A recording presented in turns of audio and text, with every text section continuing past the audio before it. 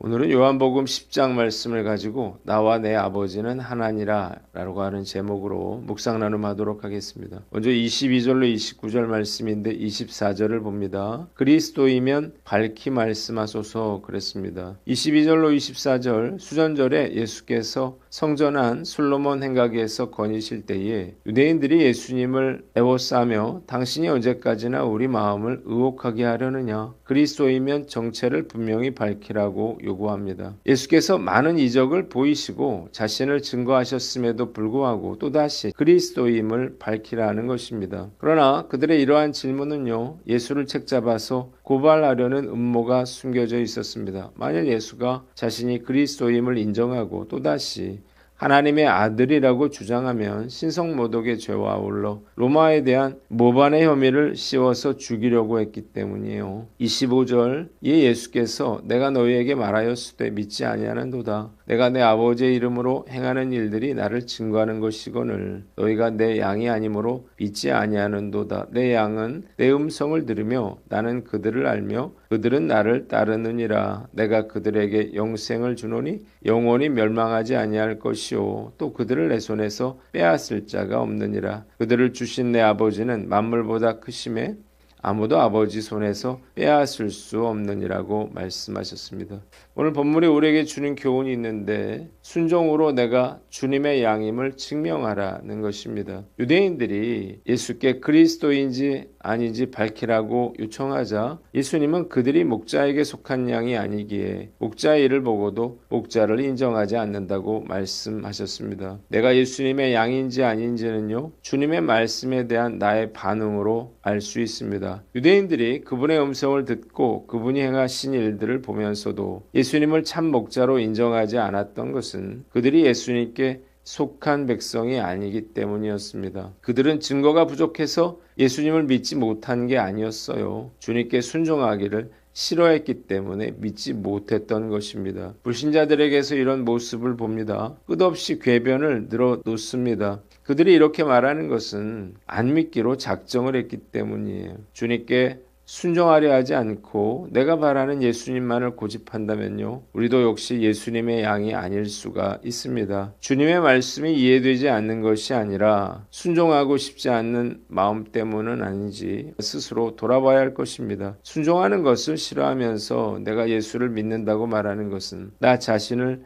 속이는 것입니다. 나의 삶이 내가 예수님의 양인지를 증명해야 합니다. 내 양은 내 음성을 듣고 나를 따른다는 말씀은 순종이 성도들의 선택사항이 아니라 본질임을 의미하는 것입니다. 목자의 음성을 듣고도 따르지 않는 양은 없습니다. 만약 주님의 말씀을 듣고도 내 고집대로 행하고 있다면 내가 정말 주님의 양무리에 속해 있는지 진지하게 점검해 보아야 합니다. 정치적 메시아를 고집하다가 참목자인 예수님을 거절한 유대인들처럼 혹시나도 내 소원을 들어주고 내 뜻대로 움직여주는 내가 바라는 예수님을 믿고 있지는 않는지 돌아봐야 할 것입니다. 나를 위해서 목숨을 버리신 주님이 말씀하신다면 내 생각과 내 계획과 달라도 기꺼이 순종할 줄 알아야 하는 것입니다. 다음과 같이 말씀을 삶에 적용을 해봐요. 첫째로 핑계를 멈추고 직면하라는 것입니다. 이해가 안 돼서 못 믿겠다는 말 뒤에 숨은 내 마음대로 살고 싶다고 하는 고집을 내려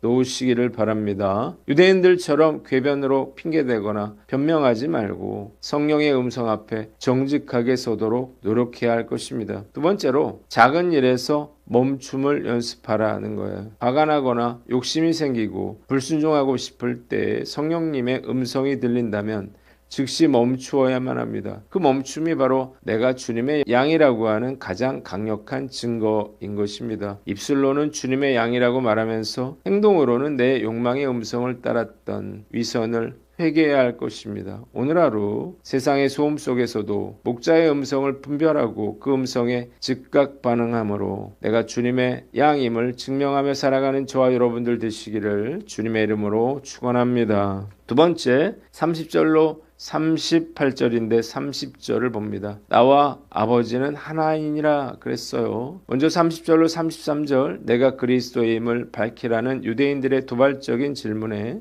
예수님은 나와 아버지는 하나라고 말씀하셨습니다. 이 말을 들은 유대인들이 다시 돌을 들어서 치려하자 예수님은 내가 아버지로 말미암아 여러 가지 선한 일로 너희에게 보였거늘 그 중에 어떤 일로 나를 돌로 치려하느냐고 물으셨습니다. 그러자 유대인들은 선한 일로 말미암아 우리가 너를 돌로 치려는 것이 아니라 신성 모독으로 인함이니 내가 사람이 되어 자칭 하나님이라 함이라고 말했습니다. 34절로 36절 나와 아버지는 하나라는 말에 유대인들이 분노하자 예수님은 시편 82편 6절의 말씀을 인용하여 반박하십니다. 하나님의 말씀을 받은 사람들을 신이라 하셨거든 하나님께서 보내신 자가 하나님의 아들이라고 말하는 것이 어떻게 신성 모독이 되겠느냐는 거예요.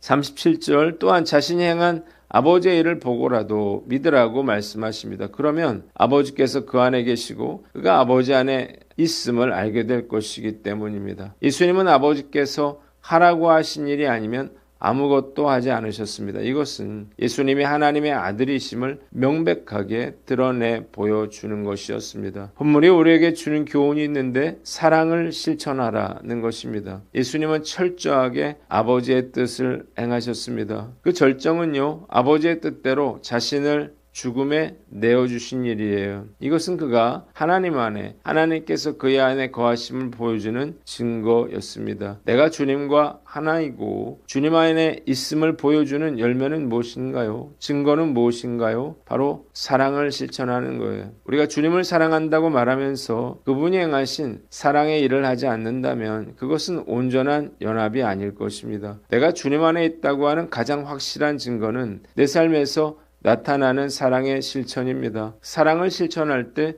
내가 주님 안에 거하고 주님께서 내 안에 거함으로 주님과 하나 되는 축복을 누리게 되는 것입니다. 미국 오하이오주에 크리스티안이라고 하는 여성이 있었어요. 그녀는 사고로 사랑하는 아들을 잃었어요. 슬픔 가운데서도 그녀는 아들의 장기를 기증하기로 결단을 했고 아들의 심장은 죽어가던 어떤 청년에게 이식이 되어 그의 생명을 살렸습니다. 몇 년 후에 크리스티안은 아들의 심장을 이식받은 청년을 만났습니다. 이 청년을 만난 순간 그녀는 아무 말도 하지 못하고 눈물을 흘리면서 청년의 가슴에 귀를 갖다 댔습니다. 청년의 가슴 속에서 쿵쾅 쿵쾅 울리는 심장 소리를 들으면서 그녀는 오열하면서 이렇게 말했어요. 내 아들이 여기 있구나. 내 아들이 내 안에서 살아 숨쉬고 있구나. 예수님의 사역을 보고 사람들이 하나님을 깨달았듯이 세상은 우리의 사랑을 보고 우리 안에 계신 하나님을 보게 되는 것입니다. 주님과 하나 되는 축복은 나 혼자 누리는 영적인 황홀경이 아니라 내 삶을 통해서 하나님의 사랑이 이웃에게 흘러가야 하는 것입니다. 우리가 누군가를 사랑하고 희생할 때 세상은 우리가 그리스도와 하나됨을 느끼고 우리 안에서 뛰고 있는 예수 그리스도의 심장 소리를 듣게 될 것입니다. 오늘 나의 따뜻한 말 한마디, 작은 배려와 혹은 나를 비난했던 사람들을 향한 용서와 같은 작은 사랑을 실천하며 살아야 할 것입니다. 최선을 다해서 사랑을 실천함으로 주님과 하나 되고 주변 사람들이 그 축복을 누릴 수 있게 되기를 주님의 이름으로 축원합니다. 마지막으로 39절로 42절 말씀이요. 그리하여 거기서 많은 사람이 예수를 믿으니라고 했습니다. 그들이 예수를 잡고자 했지만 예수님은 요한이 세례를 주던 곳으로 피신하셨습니다. 그곳에 많은 사람들이 왔다가 요한은 아무 표적도 행하지 아니하였으나 요한이 이 사람을 가리켜 말한 것은 다 참이라고 말했고 거기서 많은 사람들이 예수를 믿게 됐습니다. 본문이 우리에게 주는 교훈이 있는데 포기하지 말고 전하라는 것입니다. 이곳에는 참 목자를 알아보고 영접한 이들이 있었습니다. 그들은 요한의 증언이 참되다고 인정을 했어요. 이 사건은 과연 누가 예수께 속한 양인지를 적나라하게 보여주었습니다. 예수께 속하지 않은 양들은요, 그분을 향해서 돌을 들었지만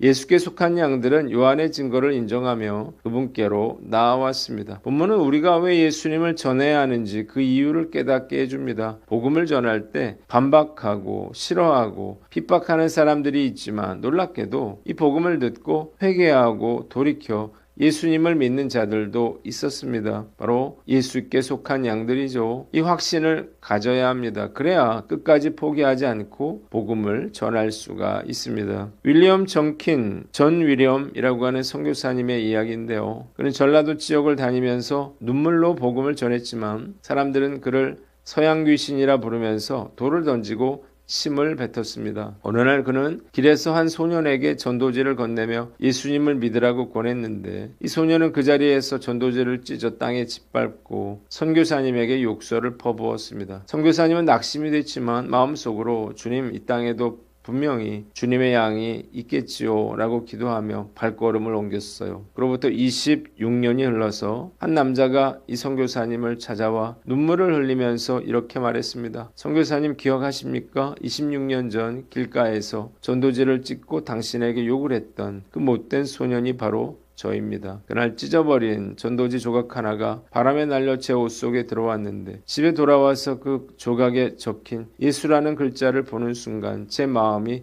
떨리기 시작했습니다. 그 이름이 제 영혼을 떠나지 않았고 저는 결국 주님의 음성을 듣고 돌아온 양이 되었습니다. 그 소녀는 김제금산교회 조덕삼이라고 하는 장로가 됐고요.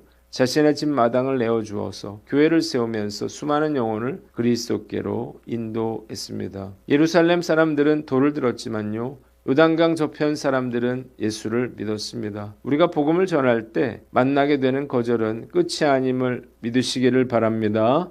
지금은 냉랭해 보일지라도 훗날 조덕삼 장로처럼 교회의 기둥이 될 예비된 양이 반드시 섞여 있을 것입니다. 눈앞의 반응에 일희일비하지 말고 주님의 양을 찾는 목자의 심정으로 복음을 전해야 할 것입니다. 지난주 청년의 모임 때 전도 워크숍을 했는데 30명가량 전도 대상자가 작정이 됐어요. 그 어떤 해보다 열심히 전도 집회를 준비해서 많은 사람들에게 복음을 전할 수 있는 기회가 되기를 간절히 소망합니다. 기도하겠습니다. 하나님 아버지, 순종함으로 주님의 양임을 증명하고 사랑을 실천하며 복음을 증거케 하여 주시옵소서.